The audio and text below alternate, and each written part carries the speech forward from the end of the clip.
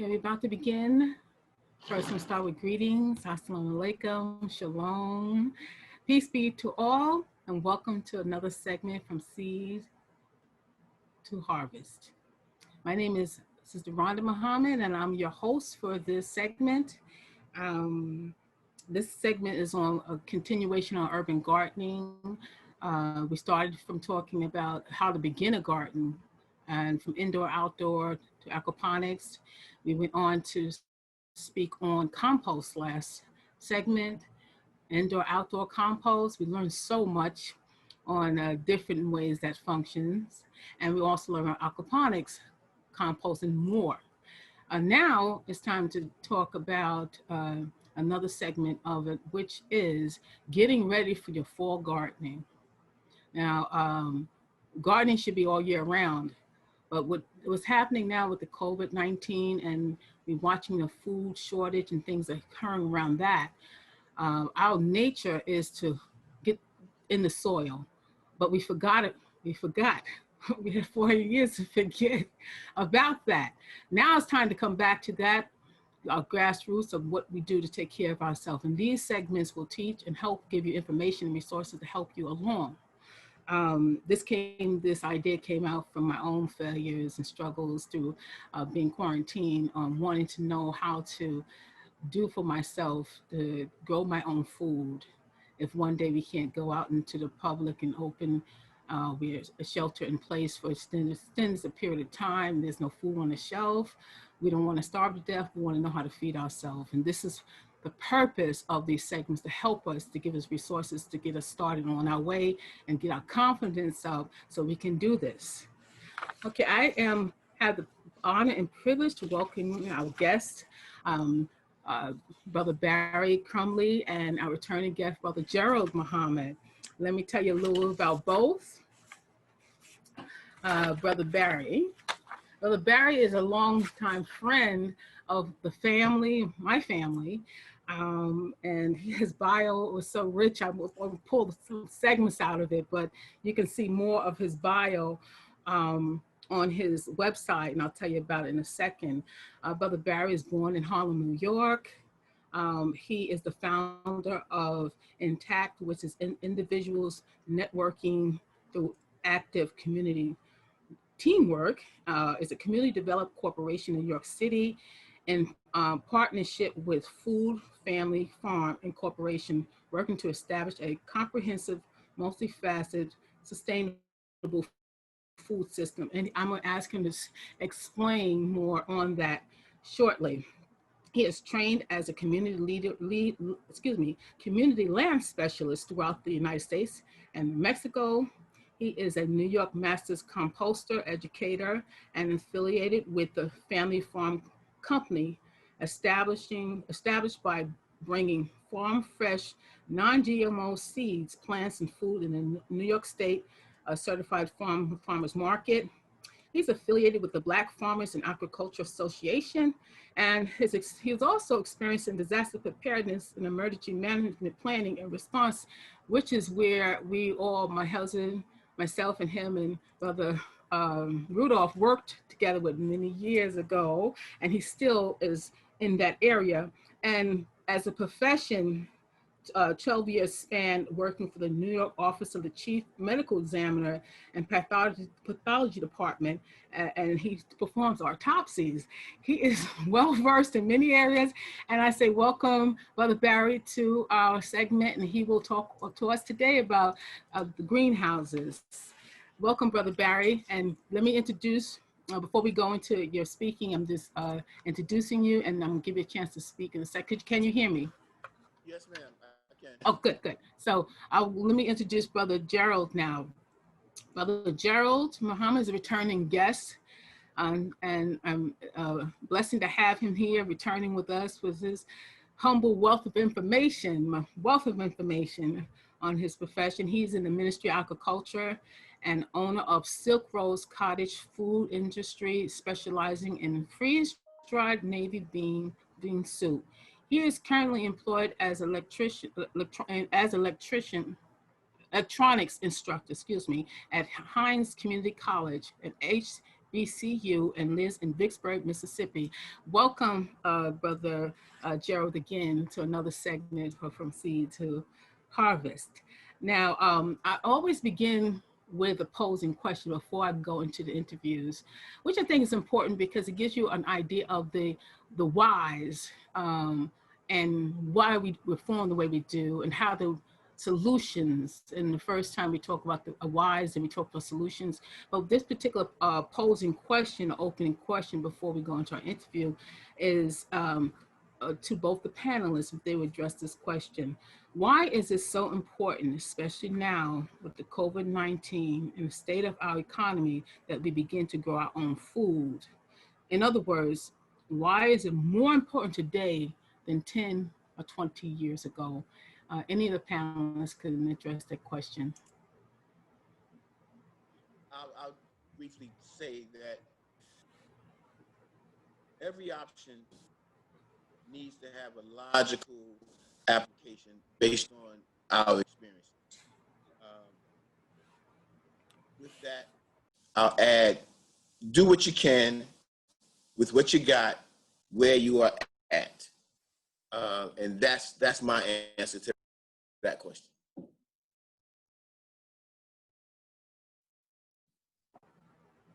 And to, Gerald? yes, I would add to that as you can see with the onslaught of COVID-19, you know, resources are getting scarce. And when you look and you see people in food lines trying to get food, you know, it kind of lets you know that you know you're doing the right thing by producing and growing your own food. And you know, to be without food is a terrifying thought. And I encourage all of us, you know, and I thank you, Sister Rhonda, for pushing this, because it can, will, and is saving lives. And thank you again.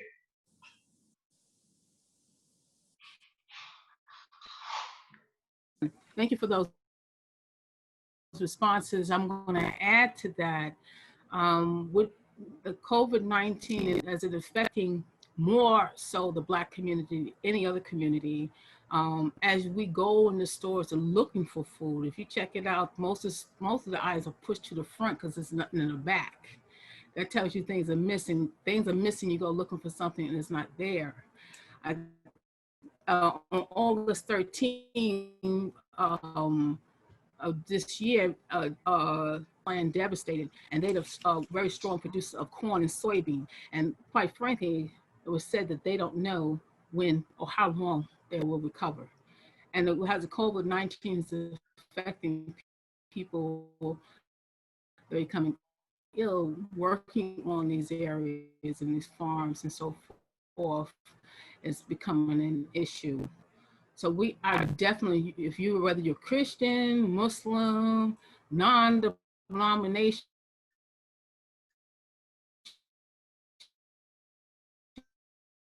don't believe in nothing.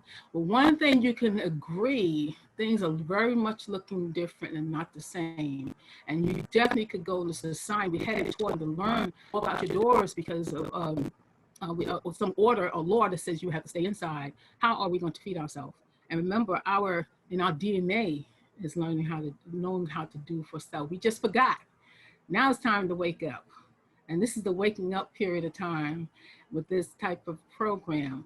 And I pray that people or everyone gets something great from that so we can get the courage to continue moving forward. Like, this program is from the beginner to the more advanced experienced person. You can pull something away and you can continue going to work. So thank you both for your responses. And with that said, we're going to move forward to getting to hear from both of you. But before we do that, let me just go over some housekeeping things. the flow will work like this. First, the presenters, Brother Barry will present first and speak on us about greenhouses, and Brother Gerald will talk about hoop houses. Between that, you have the opportunity to send your questions in the chat to whomever, directly to whoever you choose, or in general to the panelists. So spend that time getting your questions in, so we'll have a segment from that. Right after the presentation, we'll stop for a commercial break. What we do is celebrate Black-owned businesses. So those businesses that sent the information in, we will display that. And if you send it in, just a FYI, if you're sending it before, you could always send it each month, whether you're able to attend or not. This is free advertisement. Take advantage of it. So we'll be doing a section on a brief commercial break celebrating Black-owned businesses. Following that, Sister Gadara will come and do a Q&A. After the Q&A, will be announcements, remarks, and then the end of closing of this show will celebrate gardens that individuals sent in the progress of their current gardens. And also in the chat, I would like you to include where you're from, so we can do the shout out at the end for the states or cities that represented today. So with that said, we're ready to move on to our segment.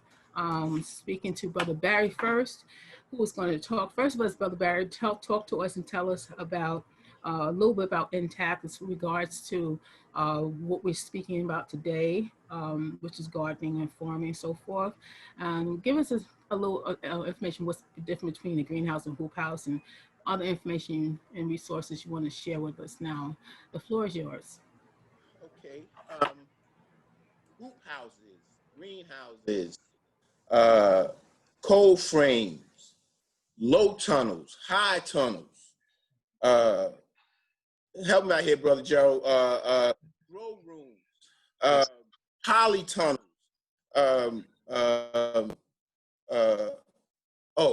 This is the most recent one I heard or read. Crop protector. Crop protector. All right. So all of those are the same for the most part. Everything I just said, all of those structures, if you will, have one commonality, and that is for them to create an environmental or some kind of climatic atmosphere to grow food. All right. Now the differences are multiple differences relative to size, the actual use that they're going to be used for, the materials, the construction materials that they're made of. Let me look at my little notes here. Once again, the climate control mechanisms, and of course, I'll even add the geographic location that they are in. Depending on you live in the north, south, wherever. And they all of those differences determine how and why they carry or have these different names. And like I said at the top, they all have one reason. So if you live on a farm and you got acreage and you happen to be in the south with good long growing seasons with hot weather and a lot of rainfall, enough rainfall, and you know what? One thing I'm gonna make you laugh, bro, Joe. One of the things that I actually forgot is that's the real good the determining factor on the end is how much money do you have? Boom. Right. The other word that folks always throw around is resources, right? Like how much money do you have to build a high tunnel, right? Or to build a little small cold frame on the side of your house or on the fire escape of your apartment in Harlem, So yeah, that's what it boils down to. In terms of specificity, like I said, if you're on a farm, you got some acreage, and you growing in Canada, you got a short period, a short window. If you're growing in Mississippi, you have a longer growing season based on, you know, the natural light and water sources and all like that. And the volume that you're trying to grow, right? So if you have 500 people that you need to feed, whether it's like your little community or you in the business of agriculture, and you producing and getting it out to these distributors and these stores, then that's what it's going to be. That means you're going to have more than 40 acres and a damn mule, right? You're going to have a combine, right? That costs $500,000 for one piece of equipment, okay? And there you have it. So that's the perspective of it all, from my opinion.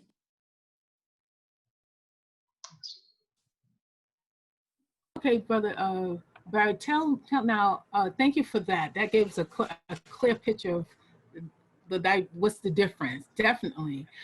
Now tell me, now focus on if I lived in Harlem and I had a fire escape, that's all I have, or I have a small porch to look out the window, look at in the backyard, just very small, just enough for me and my three children and my husband to fit in, but we want a greenhouse. What do we need to do to establish that, and how we put that together? Walk me through a greenhouse, and what does it entail? Tyreek has some more children. Huh? I made that up. I added more. You said 2 or 3. Oh, man. Anyway, what was the question again? Oh, like perspective. Okay. Right, perspective. Yeah, from fire. If I had a fire escape and a small porch in the back, or and I wanted to grow something in the fall, I'm gonna look at the greenhouse. Tell me what would I do to get started? How would I look at it? How would I construct it? What is the cost? Those things like that. Right. So once again, that's like your location, your geographic location, doing what you can with what you got, where you're at concept, right? So if you are in Harlem and like or any urban community, right? You know, the trend has. What's those projects in Harlem? What's those projects? Taft projects in Harlem. Just pretend I'm in Taft projects in Harlem. So I was about to say. So now, those I use the term urban communities, right? Right. Mm-hmm. Like the trend has been probably, you know, forever. You know, nothing is new under the sun. So this concept of community gardening, right? So it's not likely that if you are in the project, first of all, you don't even have a fire escape, right? As opposed to pretend I do. Brownstone or tenement, they may very well have a fire escape, and most of the time they're in the back of the building where there ain't no sun going back there anyway. So you know, you have this community effort, if you will, to use a piece of that property outside, you know, within the, you know, the quote unquote housing authority, you know, right. and you begin there, right? So if you want to have an extended growing season, or extended meaning on the front end or the back end, right? That's where, you know, we use the term cold frame or small hoop house, because all you're gonna be dealing with are little garden beds, right? And so if you want to have those seeds growing a little bit sooner in March or April, and the temperatures in New York aren't conducive to grow those seeds properly, then that's when you start putting, you know, your polycloth over it. Or if you're going to build it a little more structurally sound, then, you know, you use the polycarbonate glass, if you will. So that's the situation with that. And once again, it's like I'm like very simplistic in saying do what you can with what you got where you're at. The caveat to that is you got to know what to do, right? You have to know what to do. Mm-hmm. I'm saying build a cold frame, because this is all you got. You know, build a hoop house over your little garden bed, because that's the only space that you have. But how does that work? You know, who's going to teach me how to do that?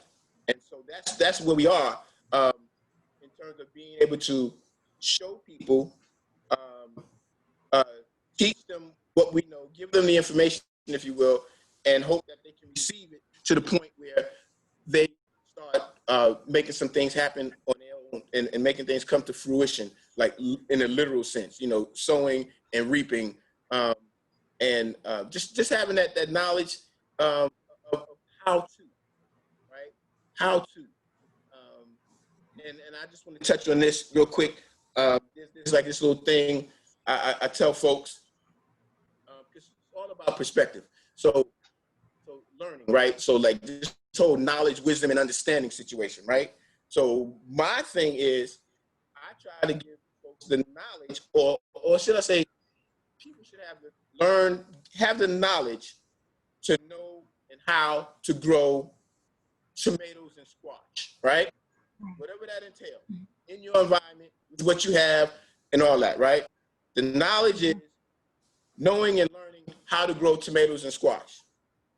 The wisdom to that is to know that tomatoes and squash are fruits, right? They're fruits. Technically, they are fruits, right? Now, the understanding to all of that is that normally you wouldn't put tomatoes or squash in your fruit salad. See? So that's how I try to put it all into perspective for anyone, for that matter, especially children. Right. They get it like that. They understand it way easier and quicker than the average adult. So what if I go to the hardware store, what tools I need to borrow if I wanted to do my like greenhouse? What do I need? I have no knowledge. I'm walking in I don't know if I'm walking in a plant store or am I walking in a hardware store, or if I'm going to Home Depot. What am I asking them for to get my greenhouse started? Okay, well, if you start from zero, right? And this is like one of the questions that I would get when we're doing our overall disaster preparedness thing. Start asking about their bug out bag. What should I put in my bug out bag? And my answer to them is, I don't know. I don't know what you need in your bag. You need to know what's in your bag, right? So now, taking that information and to answer your question more specifically, if you have made the decision that you're going to make a wooden 4x8 garden bed, 12 inches high, right? Then you know that you got to go out and you got to go get you some 2x10s or some 2x12 pieces of lumber, and they're going to have to be cut to the size that you want that bed to eventually be, 4x8 or 4x4, whatever it might be, right? If you got critters, whatever those critters are, whether they be groundhogs or moles or rats, you got to have some kind of metal mesh that you would want to dig down a couple of inches, put that in the ground first, and then build your bed on top of that so they can't go up underneath and grab your food and like things like that. Of course, you're going to have the tools. Am I going to nail this thing together, or am I going to use the screws? You know, hammer, screwdriver, screw gun, screwdriver, all those kinds of things. You're not going to use pressure treated wood. You know, you're going to get regular, you know, non-pressure treated wood kind of a thing. Whatever that other, in the container doesn't even have to be that. You know, you have all of these ideas that come up from wherever they come up from, right? You know, you're going to use a big tractor trailer tire, and you're going to fill that with soil, and you're going to grow your food out of that because it's a container, right? It's going to hold that soil together enough that you'll be able to grow something in there. I have issues with that because of the fact that the tire is made from a petroleum product. So you're going to have that leaching, things like that. So people get caught in these ideas, right? But when you, in my opinion, go to, if you want to be totally clean in your growing and in your eating, you got to be just that, totally clean, right? You can't tell me that you're going to take some heirloom, non-genetically modified seeds, and you're going to put them in some soil that's being held together with a rubber tire.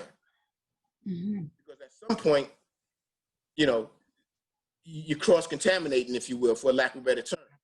Right. So to build whatever it is that you need to know, once again, you got to know what you want to build and get those materials to make it happen. Now, you done came from the store, you done got the money, and you done bought all of this stuff, but you ain't had a hammer in your hand ever. Now what?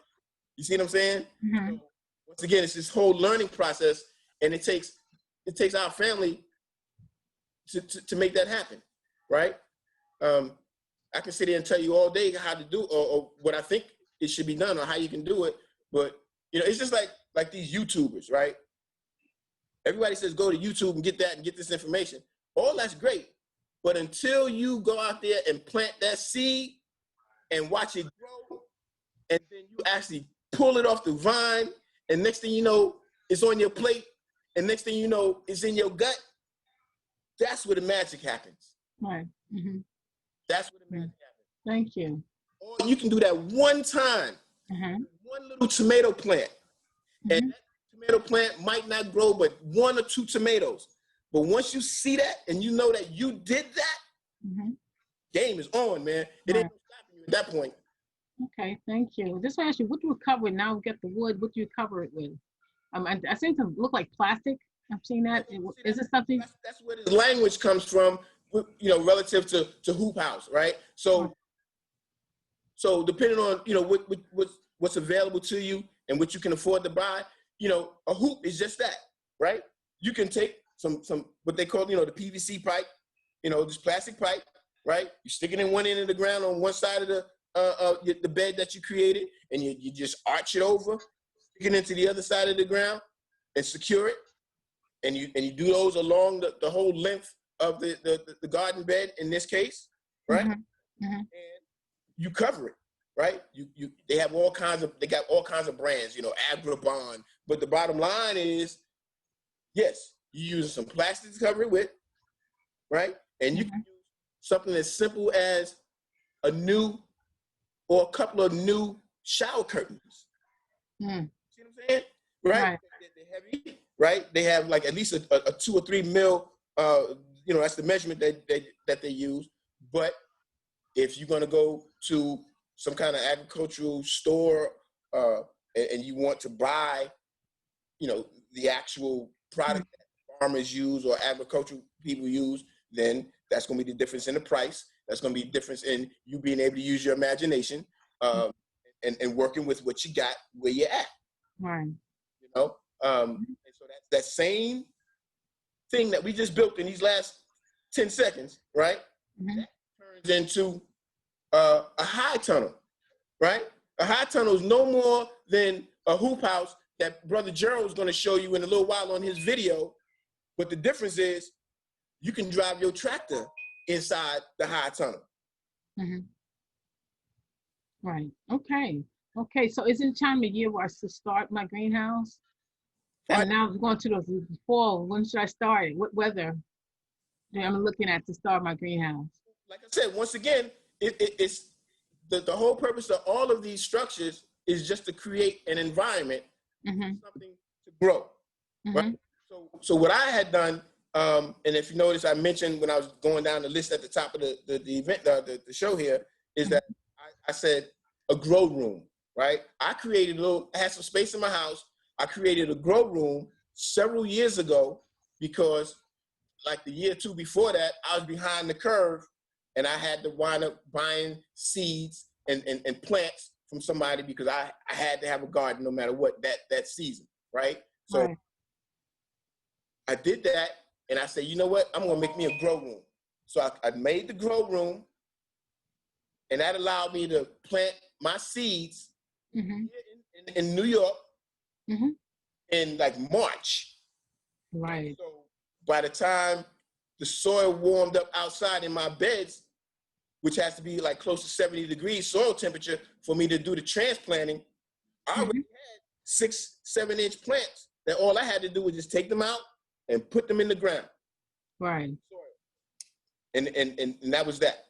So you can grow a full from seed to harvest. You could do it in the greenhouse. That's what you're saying, right? from the seed to the harvest, right?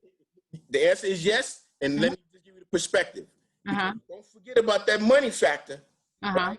Because all we got to do is go down here to the New York Botanical Garden, right? Down at the Bronx Zoo. And they got orange and lemon trees that they've been growing there for decades. Right. Okay? In the Bronx. Right. Bona fide orange and citrus trees. All right? So that, once again, that's that money factor. That's that old conservatory money, and boom. And this is what we're gonna do. So they have like a greenhouse for show, as we say. Right. Okay, thank you. Yes, because I do remember years ago, my husband and myself, my daughter was a little girl, Kadir, you see, she was a little girl, and we went to your house, Brother Barry, and you were growing inside. That kind of blew my mind. So it was actually a greenhouse, right? I didn't understand that, but you were growing inside his physical house. My grow room. Yeah, grow room. Yes, ma'am. Yes, yes. Okay. Thank you so much, Brother Barry, for that. And that information to give us a segue into what actually what a greenhouse is, and the segue into what hoop houses. And Brother Joe will fill in any additional information and also expound to the larger picture, which would be the hoop house. Remember to send your questions in the chat so we can address any questions that you need answered, any resources that you need, and so forth. So we're going to move to Brother Gerald. Thank you, Brother Barry. Let's go to Brother Gerald. Brother Gerald, the floor is yours. Okay. I want to say greetings, family. I want to greet you in the greeting words of peace of Assalamu alaikum, which means peace be unto you. Brother Barry, that was a wonderful presentation. You answered some questions that I had, and it's going to help me in the future. The way I wanted to do my little presentation was I'm going to give you a quick little video, and then I'll come back and answer any questions that you might have. And this will kind of give you, like Brother Barry was mentioning, perspective. But I do want to mention that when you construct these greenhouses, there are factors that you have to consider. You get to consider the ventilation, circulation, water and humidity, and also the temperature.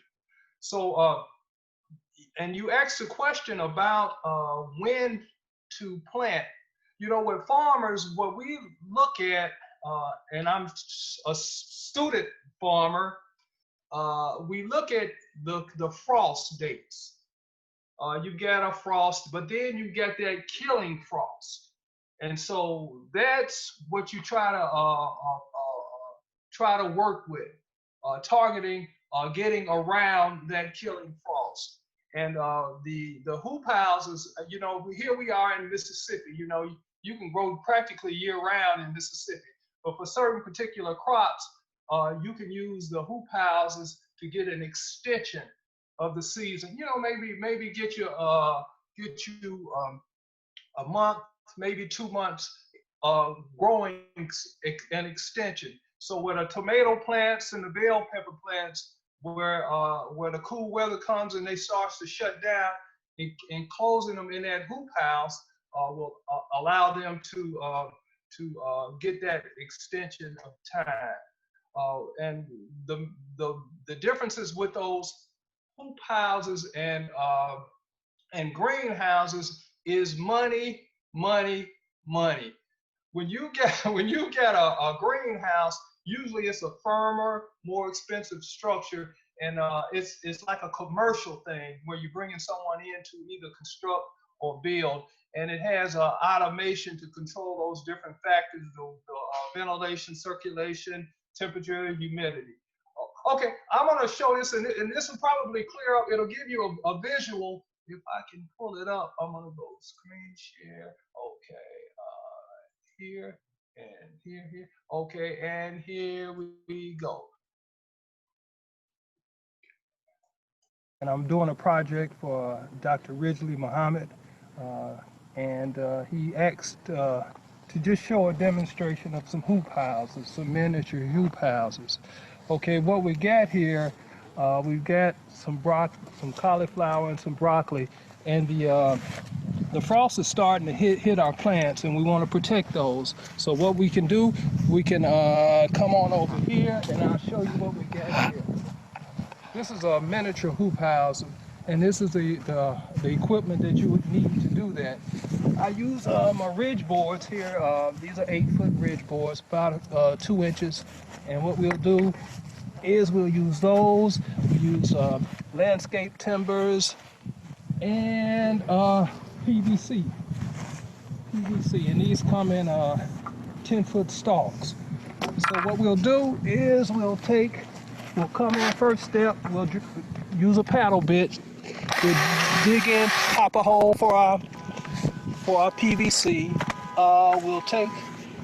We'll take our ridge boards, run a hole through, and this is what we get here. You run a hole through your to accommodate your PVC. All right, and this is what a ridge board. We put this here to give it some support in case you get some rain, snow, wind. And we also run 2 on the sides, 1 up top. Okay, and what else we use is a plastic. Now this is a greenhouse graded plastic that we ordered. It's probably about 6-7 years old, and we just come in, cover, latch it in, pull over, get them on top, then come in here.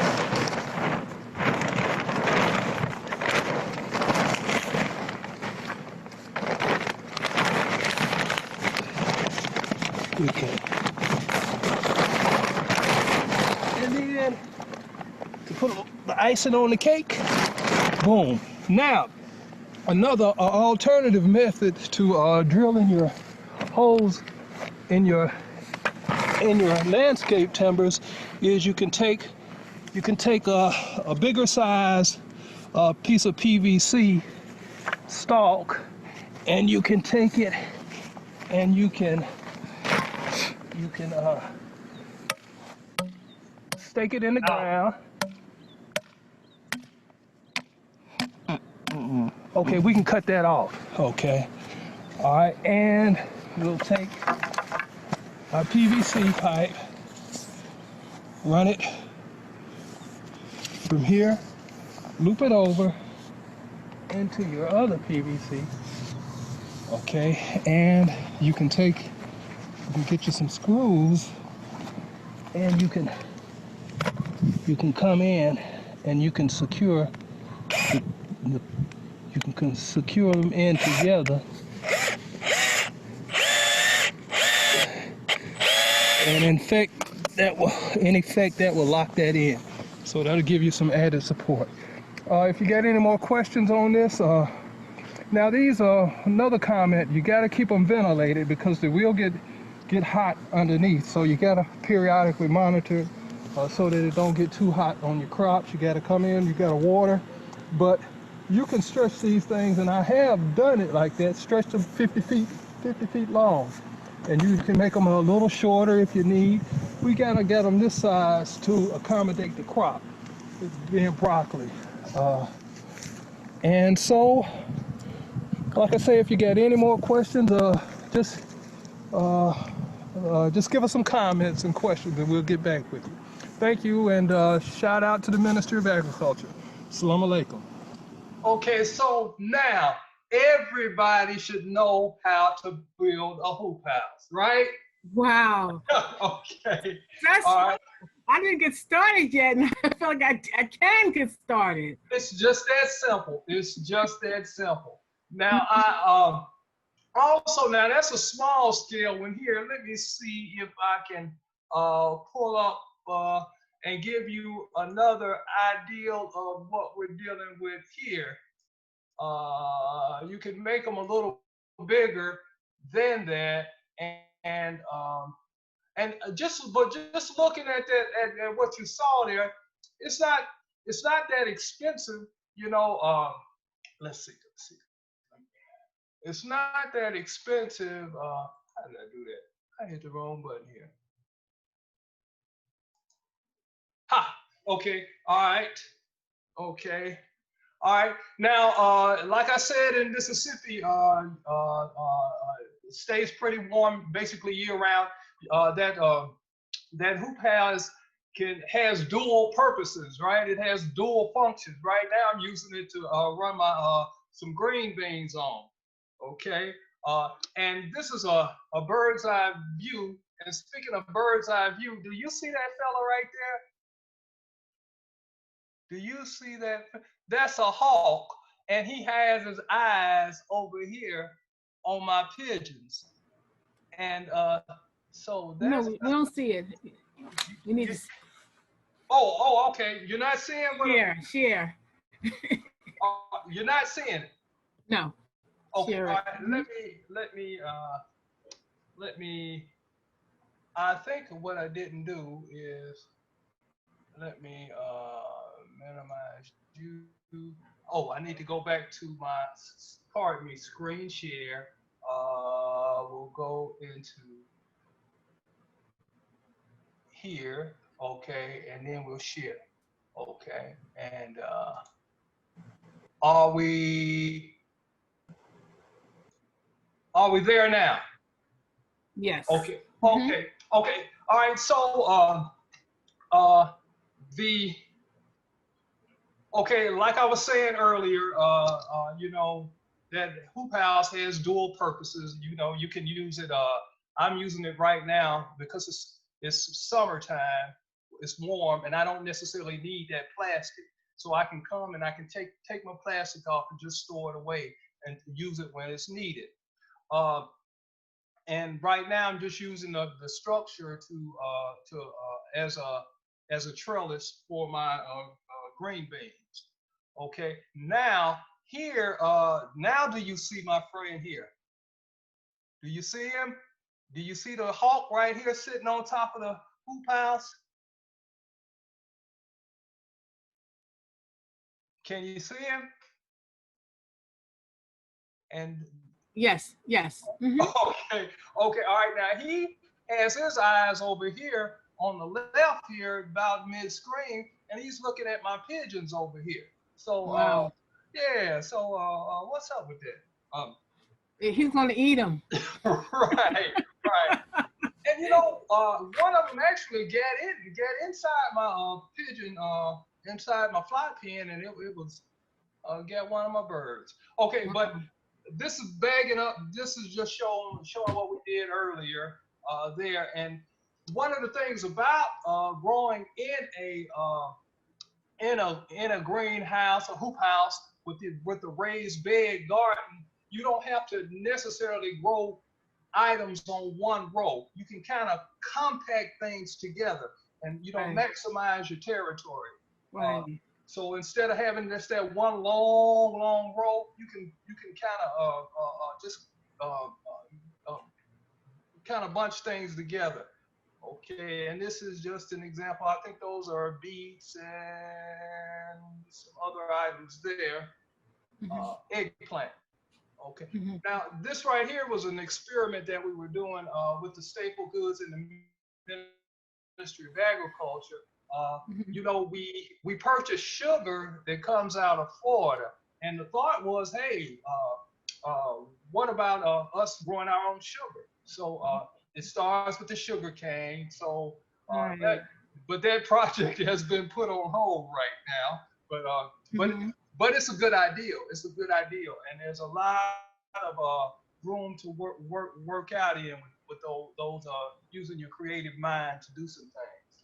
Okay, what we have here, this is at the college campus here at Hines Community College in Utica, and this was a project where the students, a STEM project, they were given these hoop houses, and then it was my job to come in and to set up automation, you know, to come in and using a microcontroller and controlling the ventilation, controlling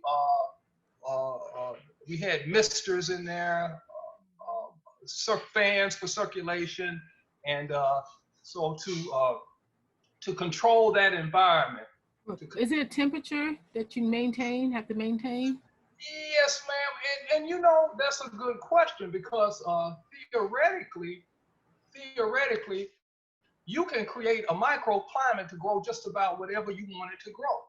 If you wanted to grow pineapple, well, I don't think that's a good one. If you wanted to grow some tropical plant, with a system like this, you could whatever you wanted the temperature to be, you just would set it, and it would you get your set point, put it in, program it in, and the fans, the misters, the vents, they would do the rest. So, but now you're getting at what you would call a greenhouse type setup. You know, greenhouses, they have those automatic controls already built in. Okay. All right.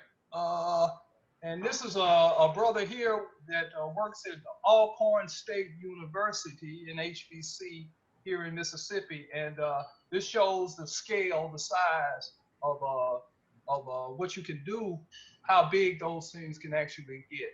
Now, this has a heating system in it also, and the way they would control the ventilation is by raising and lowering this door here. Okay, and I think, yeah, that's about it on that. And so I'm pretty sure we all can put up a hoop house now. Okay. It's just that simple. It's just that simple. Oh, wonderful. So it will be safe to say the real difference between greenhouse and hoop house is the size and the money that you invest in. Would that be yes, a bigger picture? Am I right in that, or am I wrong? I don't want to say you're wrong, but you're wrong. Okay, I need to know that. Size is not really the factor, you know, when you're dealing with greenhouses and hoop houses, because some hoop houses are bigger than greenhouses, and some greenhouses are bigger than hoop houses. Okay. Like Brother Barry. I got some jokes. Sister Rhonda? Yes, sir. My hoop house is bigger than Brother Joe's, but his greenhouse is bigger than mine. There you have it. There you have it. Right. Yeah. Now, I did want to say with that plastic, you can, when you purchase in your plastic as a covering, you can purchase that plastic based on the transparency. Some of that plastic will allow like 99% transparency, and then others, because you can get them and where they will give you a degree of shade, you know, so things won't actually burn up. And but yeah, and Brother Barry was mentioning what is it that you're using what is it that you wanted to use it for? And I wanted to point out that one of the things that we do is I'm going to go to share again, and I'm going to these particular items here are some of the things that we do. We will grow garlic and then make it into a powder. Okay, so you get, and this is grown here in the great state of Mississippi. Okay, also oregano, and there's this world that they call nutraceuticals. You know, and you mentioned the COVID-19. So a lot of the problems that we're running into is nutrition-based problems, and also these herbs and these essentials, and to fight off and to build up the immune system. Okay. Right. And this is the bean soup. Here, this is cayenne pepper, and we'll take it and we'll turn it into actual peppers that you can actually use there. Wow. Okay, red cayenne pepper, and cayenne pepper is one of those highly nutritious. Well, I won't say nutritious, but therapeutic, healing herbs, Mm-hmm. and also with our navy bean soup mix that we do, we use a greenhouse to grow a lot of the ingredients, so they're coming fresh. You know, the tomatoes, the onions, the bell peppers, the garlic. Uh, uh, we're experimenting with the turmeric, and oh yes, and we do grow sage. And here's another product. These are what we call broccoli sprouts, and they're extremely nutritious, anti-inflammatory, antioxidant, extreme anti-aging, antiviral, and the list goes on and on. If you ever get a chance, just do a little study on sulforaphane. That's that main ingredient in the broccoli sprouts that has people really interested. And you can see right next to it there, that is some oregano and the navy beans there. Okay, broccoli sprouts. That's it reduced in a powder. And I think this is lemon balm, and this is also oregano here, getting ready to be prepared. Okay, and I'm gonna stop my share here, and then I think that right there just about concludes, you know, Oh, what we have. And if you get wonderful. any questions, just let us know. But everybody can build a hoop house on the cheap. It don't take a lot of Right. money. It's real simple. Beautiful. Yes, Thank you so very much. thank I'm you. going to, I'm not going to ask any more questions. I'm allow the audience to get to their questions. So before we do that, and I thank you both for the wealth of information to get us all started and see the reality of that we can do. It's not so far fetched that we cannot do it ourselves. That's the part that got a lot of us scared, that we're afraid that we can't do, but it's right in our backyard. We just put our time in and our research in and get that started. So what I'm going to do right now is get ready for our commercial portion, and then allow the audience to answer questions. I may tag on a few questions myself, that anything that's not asked after they have opportunity to ask. So before we get into our commercial break, I just want to say that just a couple of points about the commercial break. What I do is try to celebrate Black-owned businesses, to give an advertisement so we can support and circulate, keep our money circulating in our community. Like again, I said, even if you can't make the next show or segment, you can still send in your business information. We will advertise for you. And before I go on, I just want to say one of the segments of our commercial break, we will show the Nation of Islam is doing a campaign right now. What we're doing to help our community in the state that we're in. We're losing a lot of our people, and we want to help to give back to the community. Sisters in the MGT class in the Nation of Islam will be making 70,000 masks, high quality masks, and want to give also 70,000 of these books called How to Keep House, Maintain a Clean Environment. A lot of us don't know, they say clean your house, but we don't know the difference between, there's a difference between clean, sanitize, and disinfect. And in the case of the coronavirus, how do you clean, sanitize, and disinfect without continuing to spread of this virus? It's contained in this book, and we like to give it out to the community. So if you would like to be part of that sponsorship, you can sponsor a book.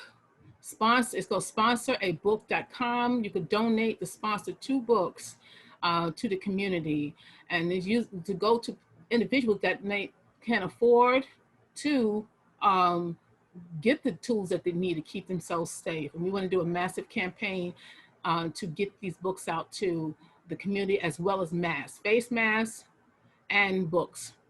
So if you're interested, and we hope everyone is, go to sponsorabook.com and sponsor someone to get in our community, be part of the solution in our community. And if you do that, please hit me on for seedtoharvest.com and say I sponsored a book, and let me know that you're doing that. And I would really appreciate that. So that's sponsorabook.com. So that will be in a video presentation. So we're about to show the video slide.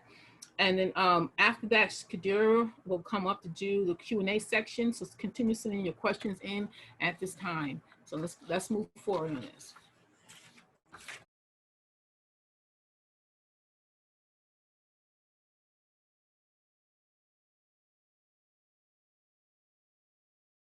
Beans in Mississippi.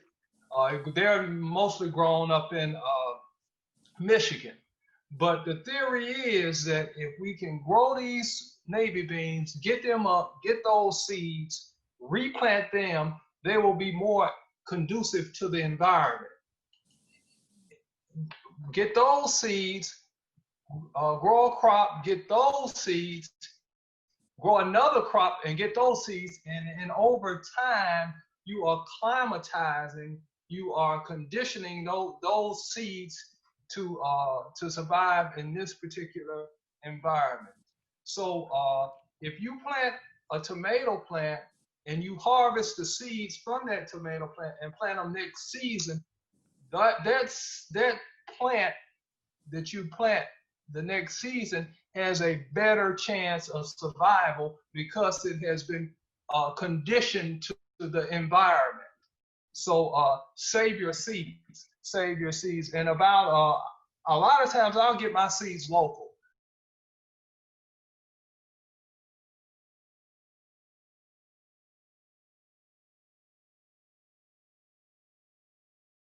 Old tires. Let's grow our food out of these tires. And so that's the thing that's really like sticking out in my head.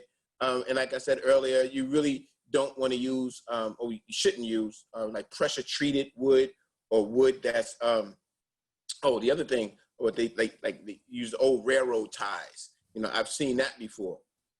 You surely don't want to use those. Man, wow. I would even hate to think like what's in that stuff that would leach into your soil and hence your seeds and eventually into your body.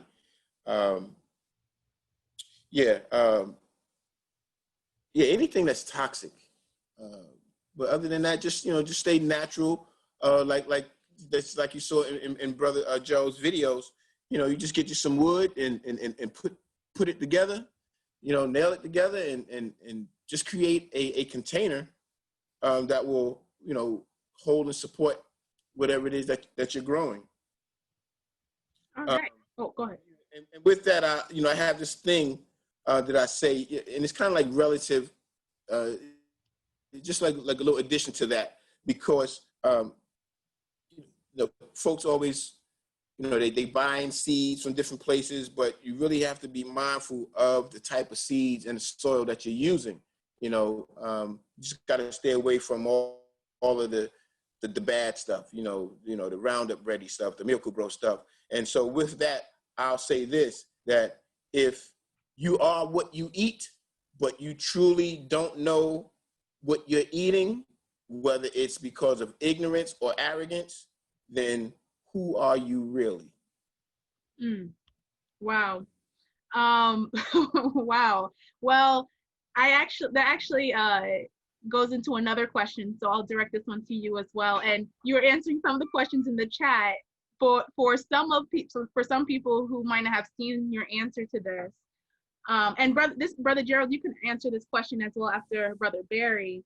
Where is a good website that someone could buy seeds from, since you're talking about the holistic process of growing something, including with greenhouses and greenhouses? Well, I answered that to someone. Just first of all, as they say, until they push the button on us, Google is your friend, right? But even with that, like they say, everything on the internet must be true, right? So just be mindful of that as well. But however, there are many seed companies out there I told the sister that I answered on the chat about Baker Creek. So I'm familiar with them. I have a relationship with the owners out there in the Ozarks, and their website is Rare Seeds, plural with an S, .com. The name of the company is Baker Creek. But there are so many others out there. I mean, literally hundreds, despite of what you hear about, you know, the pharmaceutical companies and the chemical companies have gotten together and they've patented this, that, and the other thing, and the whole GMO thing. And then, of course, you start saving your own seeds, right? And you just get with like-minded people that are doing the same thing. So if you get an apple or some, whatever it is, I don't care what it is, watermelon, and you know that watermelon is not genetically modified, and like one good clue is that the fact that it have some seeds in it, you know, you literally start saving them. Just start saving them. Period. Point blank. Period. The tomatoes that you get from that roadside market, you know, that's it. You just got to start saving the seeds, and that's a whole nother world. You know, growing food and planting your seeds and buying the packets of seeds, that's one thing. But when you start moving into like you know, this provident way of living, if you will, and you start saving seeds, more work. Simple as that. If you want to live, then that's what you do. Okay. And if I could comment on that with the saving the seeds, Brother Barry, you really hitting it. When I've got a farmer that's growing navy beans in Mississippi. You don't grow navy beans in Mississippi. They're mostly grown up in Michigan. But the theory is that if we can grow these navy beans, get them up, get those seeds, replant them, they will be more conducive to the environment. Get those seeds, grow a crop, get those seeds, grow another crop and get those seeds, and over time, you are climatizing, you are conditioning those seeds to survive in this particular environment. So if you plant a tomato plant and you harvest the seeds from that tomato plant and plant them next season, that plant that you plant the next season has a better chance of survival because it has been conditioned to the environment. So save your seeds. And about a lot of times I'll get my seeds local because that's what, you know, at the co-ops and places like that, you want to stay away from some seeds because like Brother Barry mentioned, they are some of them are genetically modified, and that's those big money seeds, you know, the corn, soybean, and stuff like that. But I will get my plants, get my seeds locally sometimes if I can. Well, thank you. Those were excellent answers, and gives people a good idea of where to start looking or even start taking seeds out from their food. Now, is there, now this question is to Brother Gerald, is there a way to control soil temperature in a hoop house, in a hoop house climate? I think you kind of touched on the general temperature. Yes, ma'am. One of the ways that you can do that is by using an active compost, where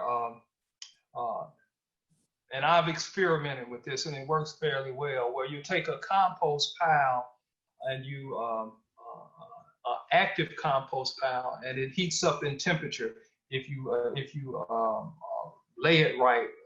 It's a mixture of carbon material and nitrogen material, and that mix, along with a certain amount of weight on that critical mass, will cause that compost to heat up.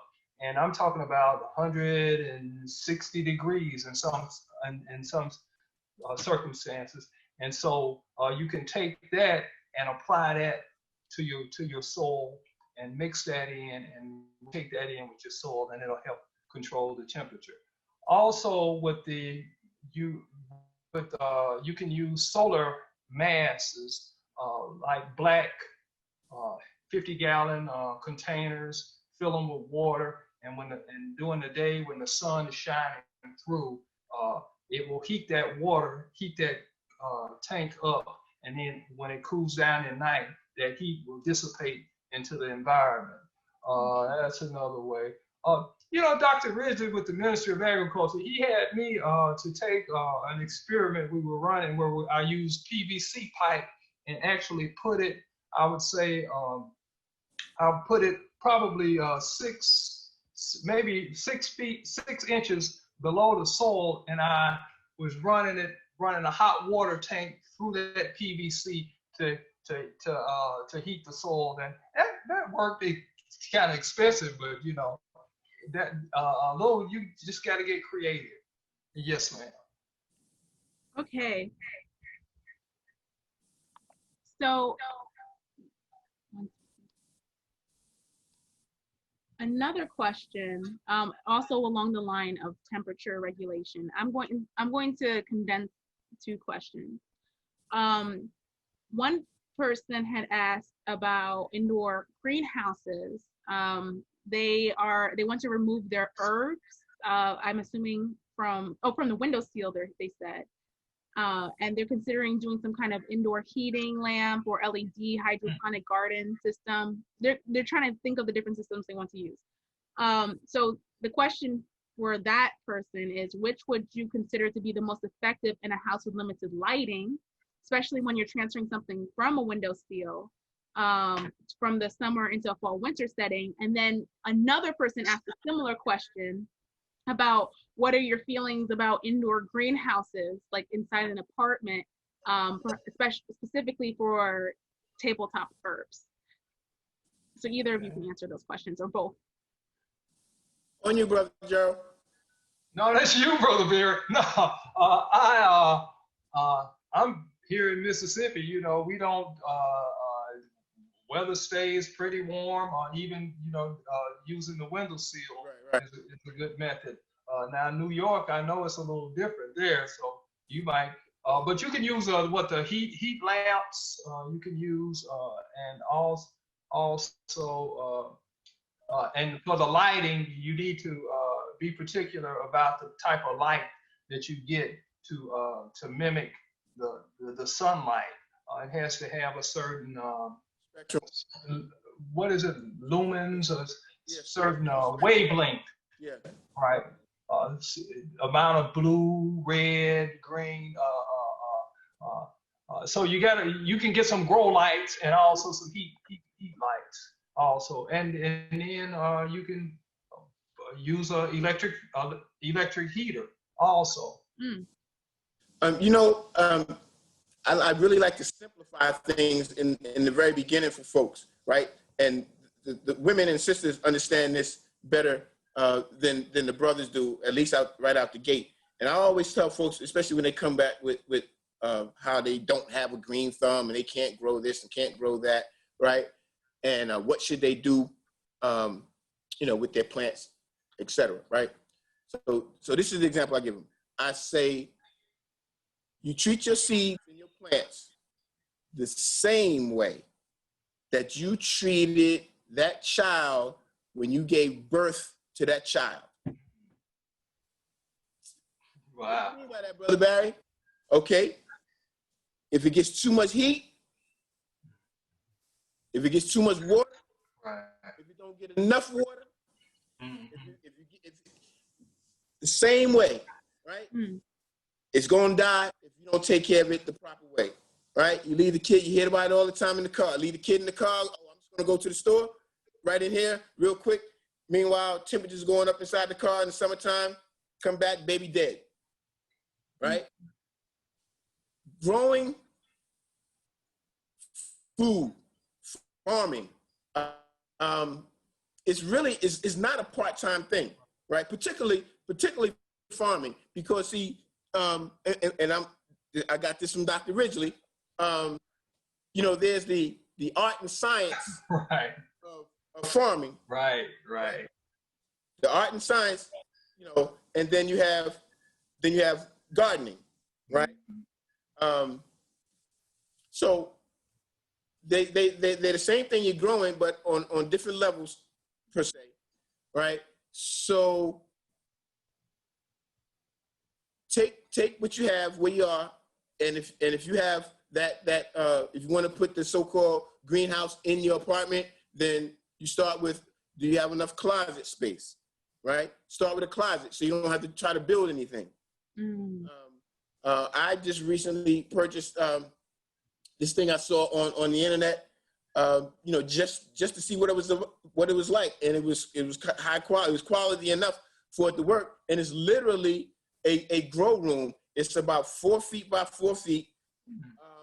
I think it's not 8 feet. It's about 6 feet high, right? It's made out of black cloth, heavy black cloth. Has like little shelves that you put together and put it on the inside, and little racks at the top where you can just hang the grow lights, the heat lamps, things like that. Had like a little cutout where you can put a little fan, you know, for the circulation, right? And that controls, and even in the greenhouses, that controls, you know, air temperature, airflow, right? And it also starts moving around that pollen, and then this way you're pollinating things on the inside as well, because you're not going to have a bunch of bees in your house to do it. You know? Right. So yeah, because I kind of like touched on. I think I tried to answer that to the person when I was you know, typing it in. But yeah, you know, once again, it just boils down to whatever it is that you want to do. You imagine it and you make it happen. And I mean, if we want to get biblical or philosophical about it, so how does it go? Y'all help me with this. So as a man thinketh, so shall it be. As a man thinks with heart, so is he. Yeah. So then, essentially, if your vision is to have this, and for me, it would be like making sure I have all the basics that my baby, I do call my plants my babies, that it can grow. As long as I have the proper temperature for it and watering for it, and sunlight, or I guess artificial sunlight, then as long as I have those basics, that is what I should be looking for when I grow indoors with the hoop house or greenhouses. Absolutely. Right. It's either breast milk or Similac. They both going to work, but one is going to be better than the other. Right. Okay. Well, in that same grain, how do you water plants in a greenhouse or hoop houses properly? Like, this is my question. Actually, I've seen, you know, like when people do outdoors, like they have like that little tubes and water comes out of it. But do you have to have a system like that, or is it that, or can you just water it how you normally would water your plants? You do what you can do. If you're going to set the system up, and you're going to have, you know, I don't know what, a drip irrigation system, Brother Gerald, you know, then that's what it's going to be. So that, once again, it goes to, like, what do you want it to look like, right? What do you want it to look like? Do you want to have drip irrigation, right? And knowing that these plants need to be watered at a certain point in time, but you ain't at the farm or you ain't at the garden when it's supposed to be watered. So yes, then you're going to have to get all of the gadgets and switches and things to make it happen. Like Brother Gerald was showing you that they have it at the school. Other than that, you get you a bucket and get your butt out there and Right. each plant. Right. You know? Right. I know. Thank you. Did you have anything to expound on that, Brother Gerald? Just amen. Amen. Okay. Now, someone had asked, and I believe you all touched on it, but I would like to know materials needed for each type of growing frame. I believe that question was directed to Brother Barry, but either of you can answer. You said the temperature for the materials. the different materials they need for each type of growing frame. Well, that was very clear. That Brother Gerald showed us. Once again, if you want to make it out of some kind of polycarbonate, translucent material, whether it's going to be rigid or the plastic that the brother was talking about, then that's what it's going to be.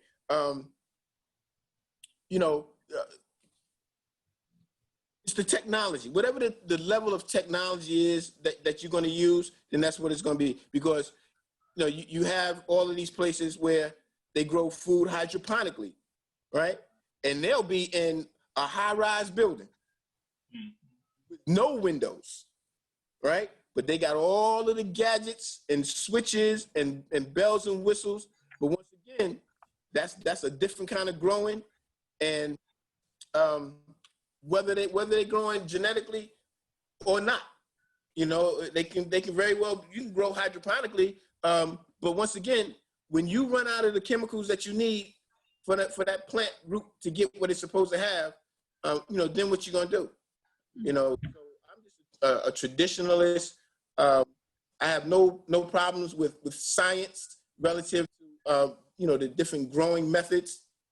But just to a certain point, if we got to use an indoor grow room to get our plants started because we live in a climate where the growing season is short, then that's what we'll do. But let's get them plants out there into the soil. Okay. And that's a whole nother. And I would really like to have us have a conversation about that at some other point in time about soil and conductivity of the soil and those kinds of things. Like all the little critters that make it all happen that we can't even see with our own eyes. We see them plants growing, but there's a whole lot more going on in that soil. Wow, that's a workshop idea. So to write it down. Brother Joe touched on it. Even like when you talk about the whole composting thing, we start talking about like carbon footprinting and oh man, once you start getting there, there's no stopping. You can be a dude on Wall Street and you start getting the growing bug, man. You're gonna quit. You know what I mean? It's like you gotta find some land somewhere. Brother Gerald, do you have anything to expound on that? No, ma'am. But if you just count, it depends on the size that you want. The little, say I would say maybe a 16 feet long, 4 feet wide. I mean, you can just your PVC stalks, some ridge boards, plastic, and that's basically what you need for a little hoop house like that. Now, if you go on out and we're getting ready to really, we're getting about to put in a larger one, 10 foot by 20 foot, you would need some some borders, and it's going to be a little bit more expensive, and then bigger pipe, but a little 16 by 4, I would say maybe under $30. But see, once you get it, I mean, you can use it over and over and over again, and you probably get items that you can use right around the house that you don't ever really have to go and purchase. Yes, ma'am. Well, just a reminder that you can send your questions in the comment section. We have one more question left, so you have a burning question to ask our presenters. Please do so now.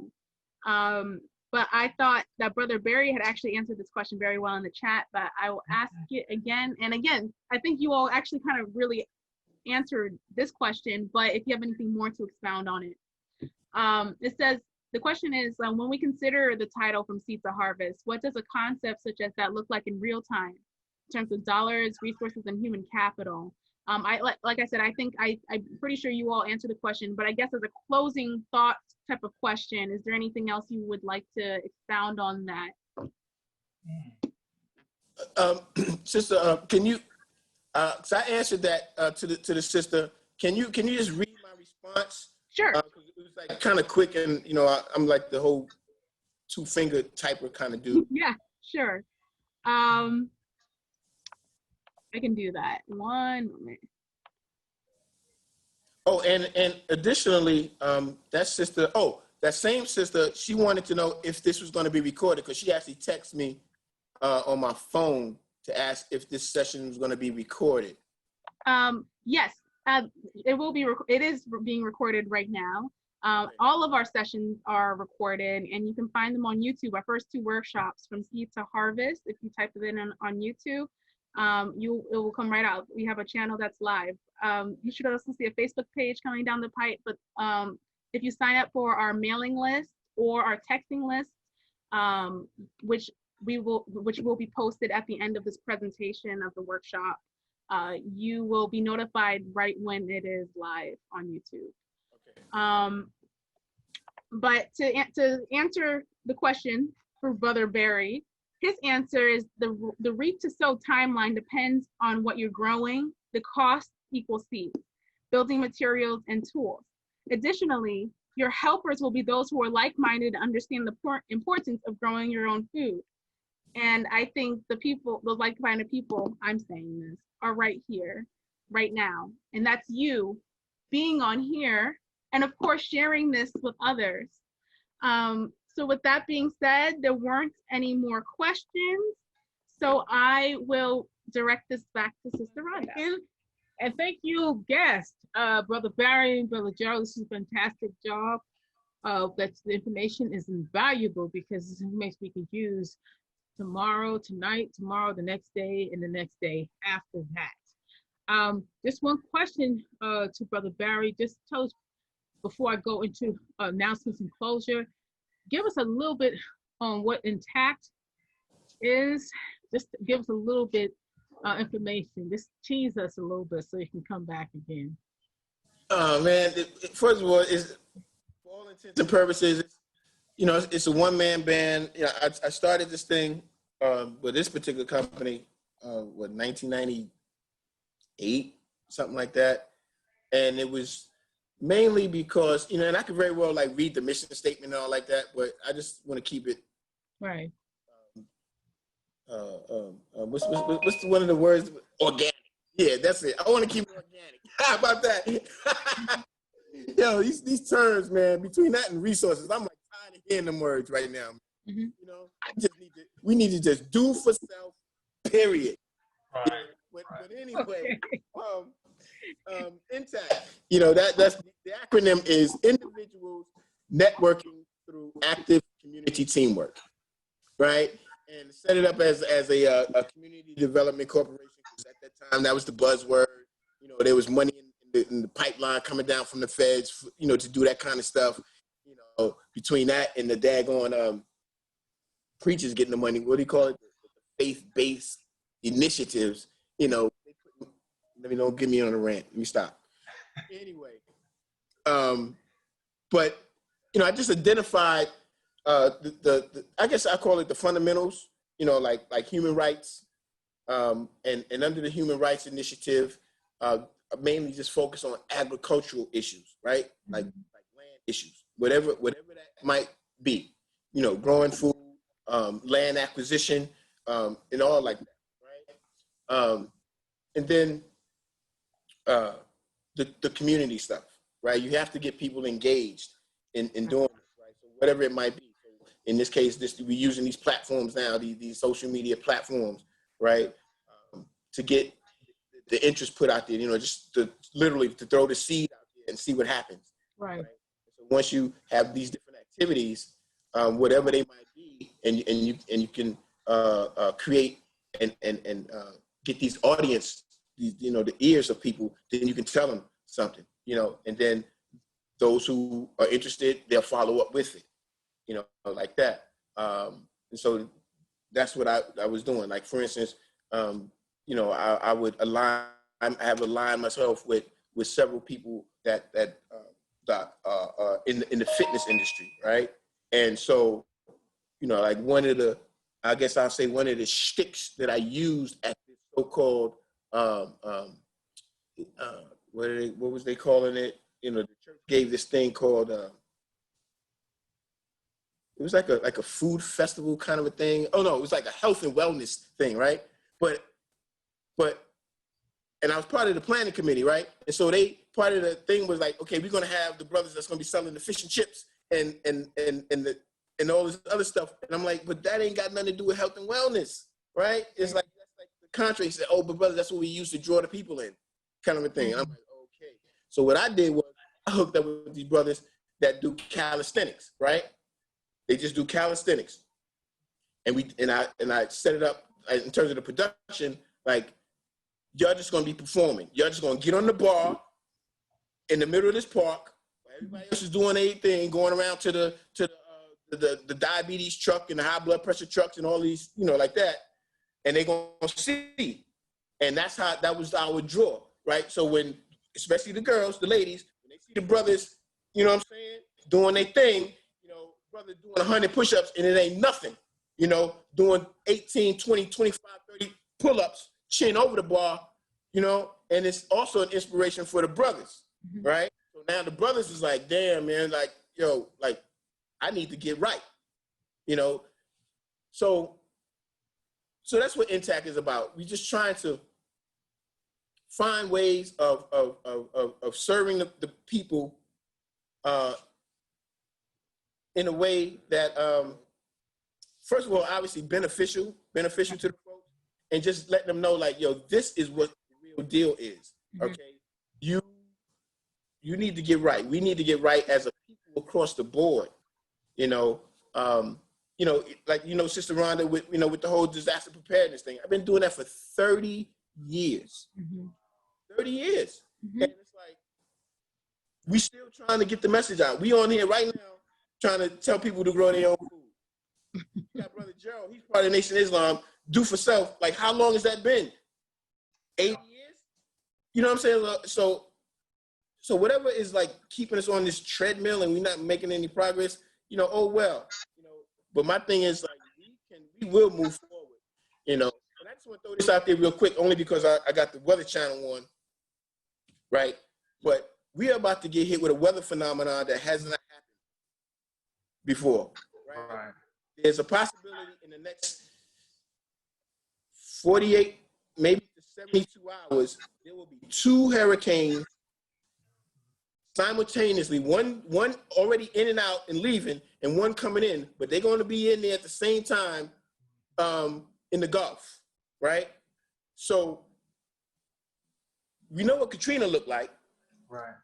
And we don't know what this is going to look like. I just wanted to say that real quick. You know, we need to be mindful of what's going on around us. You know, so I'm not going to apologize for that rant.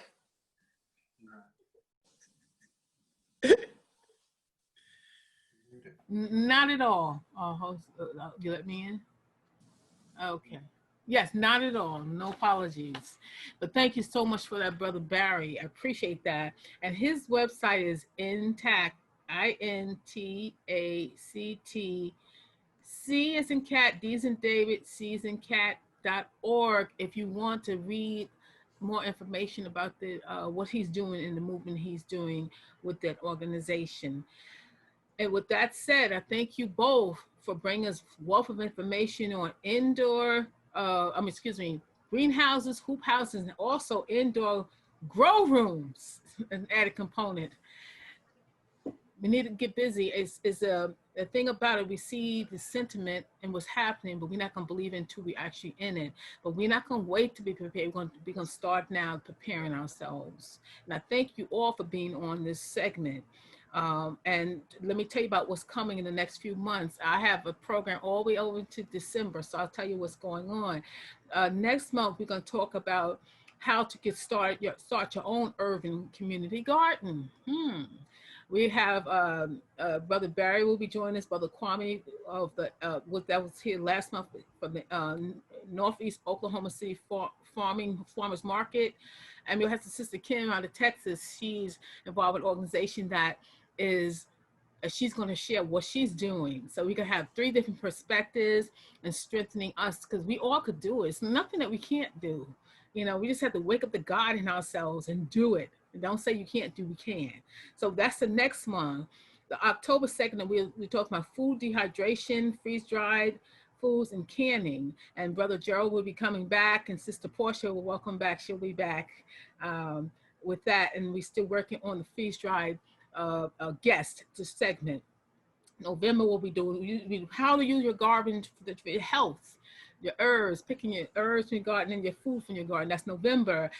We have some guests impending, and it's going to be very special guests on that, and you listen for that to come. And we want to end this year in December about your own homestead. How can you do that? That's real important. That's going to be so exciting. That's going to wrap everything up that we did. So that's our end of the year segments, what we're looking forward to doing. So join us. Share with your friends and family. This is just not for us, this small circle.